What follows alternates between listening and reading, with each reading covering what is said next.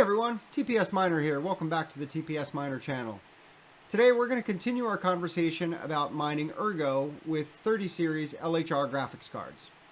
I recently published a video where I showed how you could use an old version of NB Miner to significantly increase your ERGO hash rate on a 3060 LHR GPU. And I got a lot of really great feedback on that video.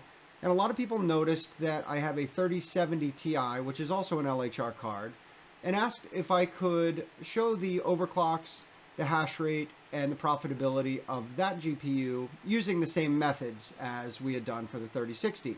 So we're going to cover that in this video, and I'm also going to explain to you why I've switched from Nanopool to 2 miners. So let's jump right in and let's look at the price of ERGO today. Today is March 29th, 2022. The price of ERGO sits at $5.15, up slightly for the day, and also up significantly from the low we saw back in late February. All right, let's take a look at HiveOS and look at this 3070 Ti. So, as I mentioned, we are mining ERGO. We're using the Yoroi wallet, and we're now using the 2 miners mining pool. So we are getting 176 megahash per second at 137 watts. And our overclocks, we have a core clock lock of 1560 and a memory clock of plus 3200. So let's hop over into the flight sheet and look at how we have this configured. So we are mining ERGO, Yoroi wallet, 2 miners for the pool. The miner is NB Miner. Let's look at the miner config. We did make 2 changes to our miner configuration. The first thing we've done is we've selected version 39.5. 39.5 for NB Miner is the first miner version where they attempted to unlock the LHR cards for mining ERGO. The second thing we're doing is we're putting an extra config argument of LHR 100 and just the same format we've got here. And what this is doing is telling the miner to attempt to unlock the LHR card to 100% of its potential. So again, let's hop back over here into the overview. Let's take a look at what we've got. 3070 Ti core of lock 1560, memory of plus 3200. Again, we're getting 175.9 megahash at 137 watts. Let's take those numbers over to what to mine and look at our profitability. So we are going to be comparing against Ethereum. So our Ethereum hash rate on the 3070 Ti using the latest version of LOL Miner, which is 1.47, which has the improved LHR unlock. We're getting 62.56 megahash at 175 watts, and ERGO 175.9 at 136 watts. And the price of Ethereum right now is $3,411. So as you would expect, because of the recent surge in price in Ethereum and the recent surge in network difficulty and hash rate for ERGO, Ethereum is more profitable, and we're at $2.93 revenue per day, or $2.51 per day after electricity. We're using a 10-cent per kilowatt hour electricity rate. And for ERGO, we're at $2.21 per day revenue, or $1.89 in profit. So let's take a look over here at 2 miners, and let's take a look at the hash rate. So prior to the price run up in ERGO, we were seeing an average hash rate of around 15 terahash. And when that price surged, the hash rate doubled. So we nearly hit 30 terahash on the ERGO hash rate. We've since fallen down back to numbers that we were seeing prior to the price run up. But what we haven't seen yet is the network difficulty catch up. So the network difficulty is going to adjust as you get more hash rate on the network. You're solving the blocks faster, and the difficulty is going to adjust to try and keep the block reward time consistent. So we saw the run up in hash rate, we saw the increase in difficulty, we've seen the back off of all the hash rate, and now we would expect to see the difficulty start to fall as a trailing number. So we haven't seen that yet, but I do expect to see the difficulty start to decrease And if the ERGO price stays at this $5 plus rate, then we will start to see that profitability run back up again. Okay, so this is a perfect segue into the mining pool. So when I first made the video on the 3060, I had shown you that I was using Nanopool. And Nanopool has almost 6 terahash of the network hash rate. So we're not in jeopardy of hitting that 50%, but I did also want to look at 2 miners, and I'm going to explain why. So the network hash rate is significantly lower on 2 miners than it is on Nanopool. The pool fees are the same, 1% PPLNS, which is a pay per last N shares. So our payouts are going to be managed the same way.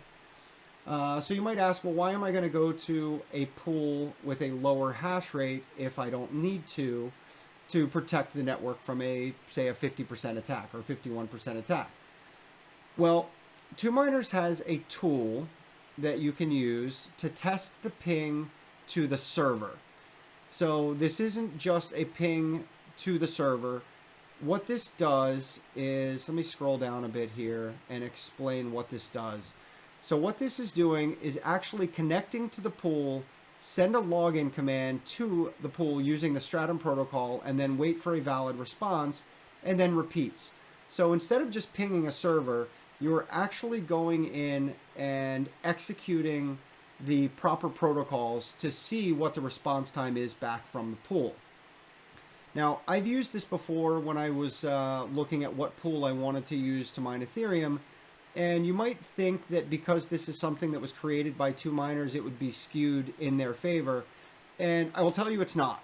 So for me personally, using this 2 miners tool, I was able to show that I have a significant better ping to Ethermine than I do to 2 miners. So as a result of using this tool, I chose to use Ethermine instead of 2 miners for mining Ethereum.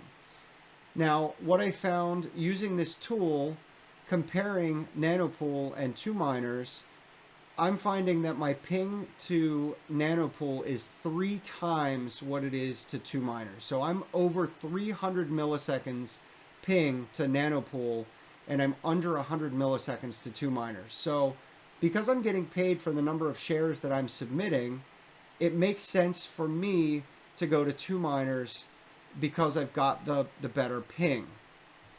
So when I look at this overall, I'm getting more blocks if I were mining to Nanopool, but if I'm getting paid per share that I'm submitting, I would expect that I would get maybe a lesser share of that block, and I'm also sharing it with a lot more people. When I'm on 2 miners, because I'm getting more shares submitted because my ping is better, and I'm sharing with less people, I should theoretically get more of a payout from 2 miners than what I'm getting on Nanopool.